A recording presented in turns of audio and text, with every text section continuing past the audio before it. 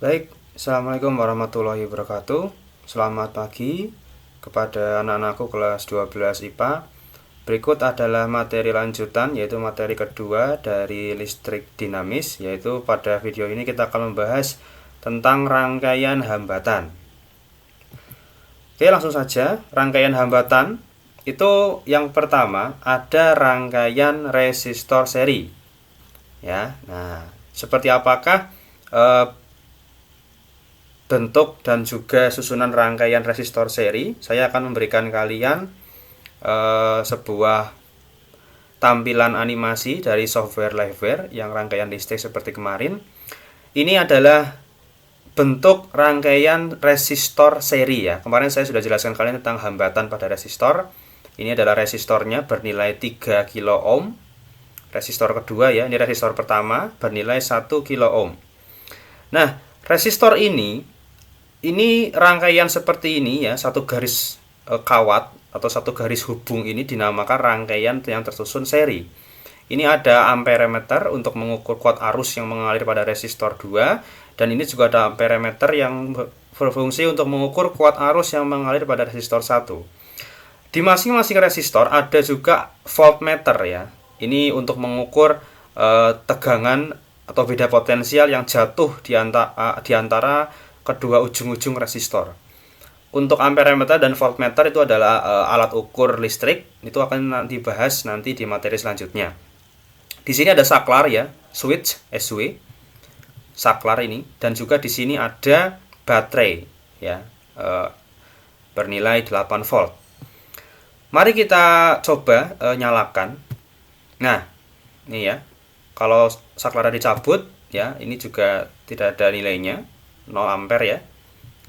Nah, mari kita lihat ketika saklarnya terhubung atau sifatnya rangkaian tertutup ya, seperti materi pertama bahwa listrik mengalir ketika rangkaian tertutup. Nah, seperti ini ya. Kalau tampilan current flow-nya atau aliran listriknya seperti ini ke sini ya, dari plus ya ke min ya, seperti penjelasan materi sebelumnya tentang aliran arus listrik. Nah, di sini saya akan mencoba agar kalian memahami prinsip dan karakteristik rangkaian seri. Kita lihat, ternyata arus yang mengalir pada resistor pertama dan juga resistor kedua itu nilainya sama. Berapa? 2 mili ampere ya. Dan kamu lihat, tegangan yang jatuh atau beda potensial yang jatuh di resistor 1 dan resistor 2 itu berbeda.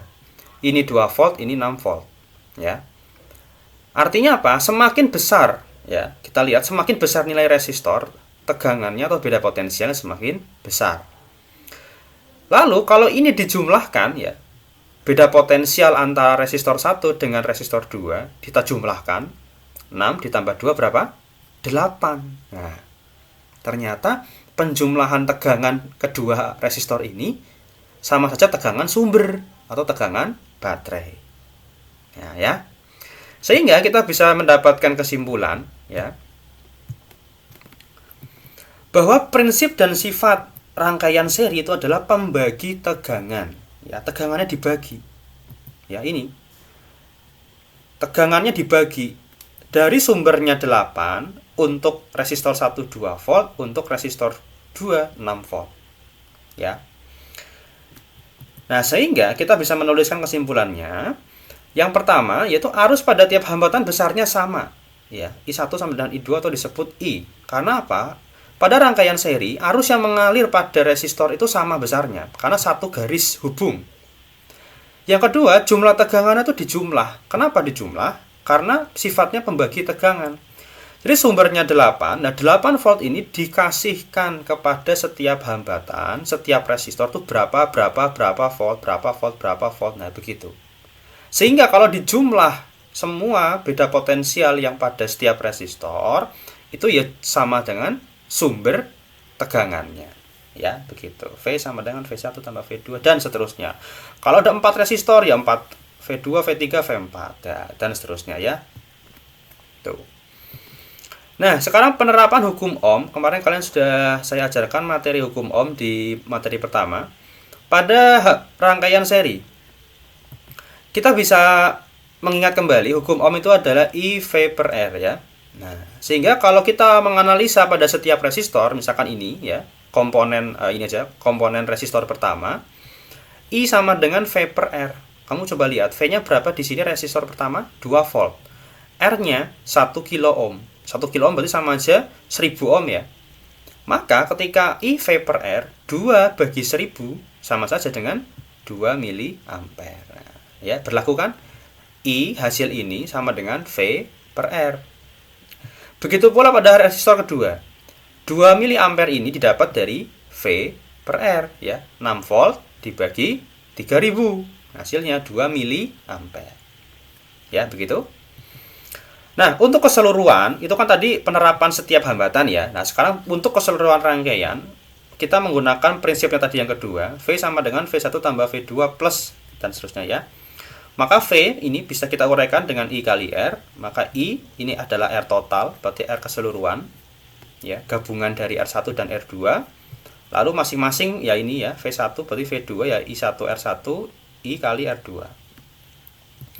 Nah, karena kita tahu bahwa I itu sama ya, karena I yang mengalir, arus yang mengalir pada resistor 2 dan 1 itu sama, maka ini bisa dicoret ya. Sehingga kita dapatkan rangkaian gabungan seri sama dengan R1 tambah R2 dan seterusnya.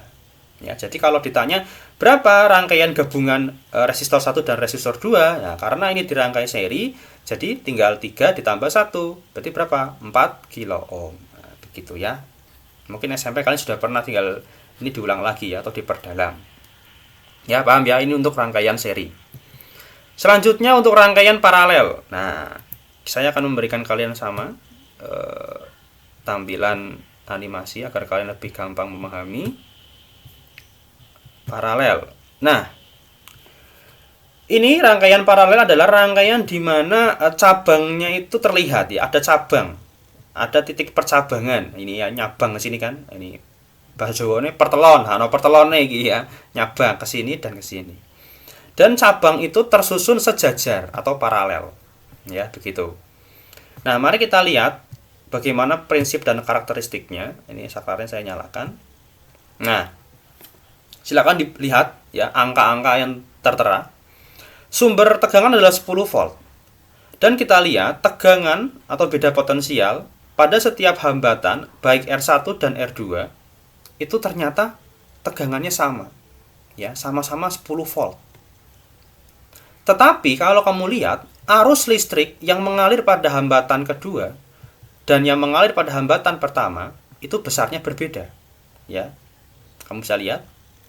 Ini ada karakteristik unik di mana ternyata kalau di sini hambatannya 5K, ya berarti 5000 ya. Ternyata arusnya 2. Ini 2K, arusnya 5. Nah, ini juga nyerempet dengan konsep sebelumnya bahwa kalau ada hambatan yang nilainya besar, maka arusnya yang lewat situ kecil, ya. Nah, kan ini sama yang lewat sini dan lewat sini besar mana? Yang lewat sini kan. Kenapa? Karena hambatannya ini lebih kecil daripada hambatan yang kedua.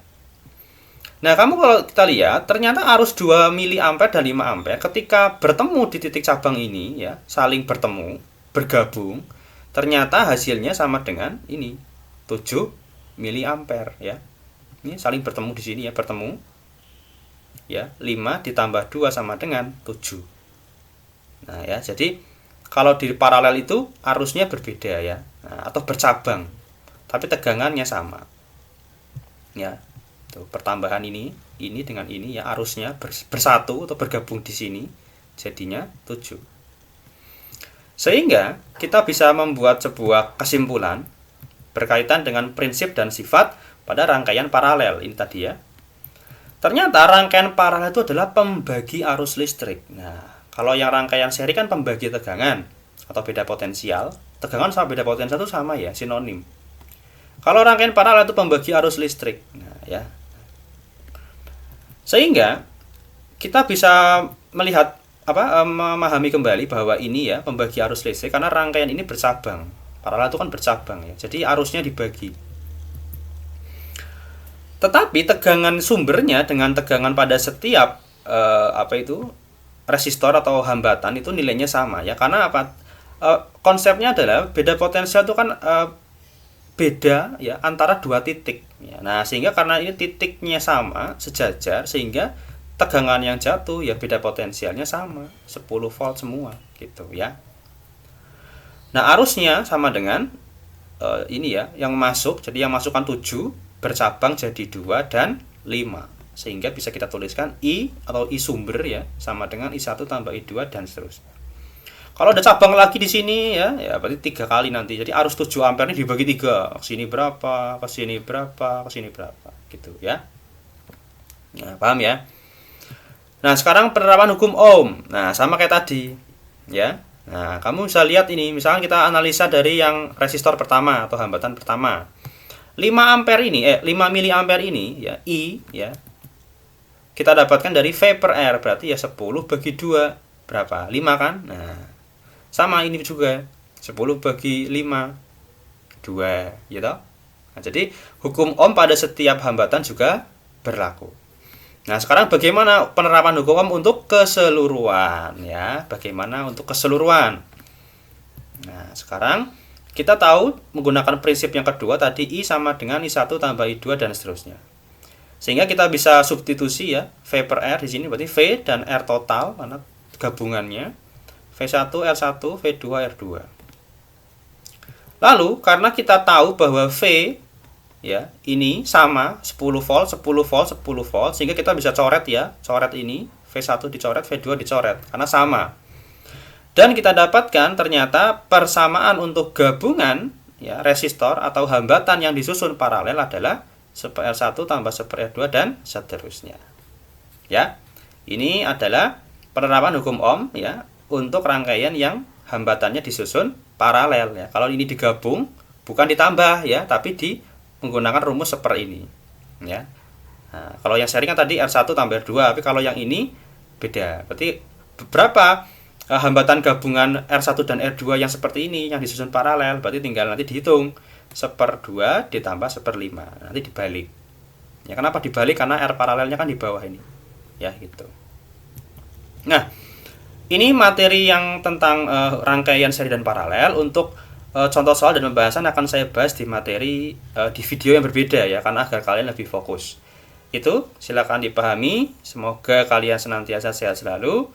Untuk contoh soal dan pembahasan dan soal yang harus dikerjakan ada video sendiri, jadi terpisah dengan video ini. Jadi ini adalah video materinya ya, agar kalian lebih mudah belajarnya begitu.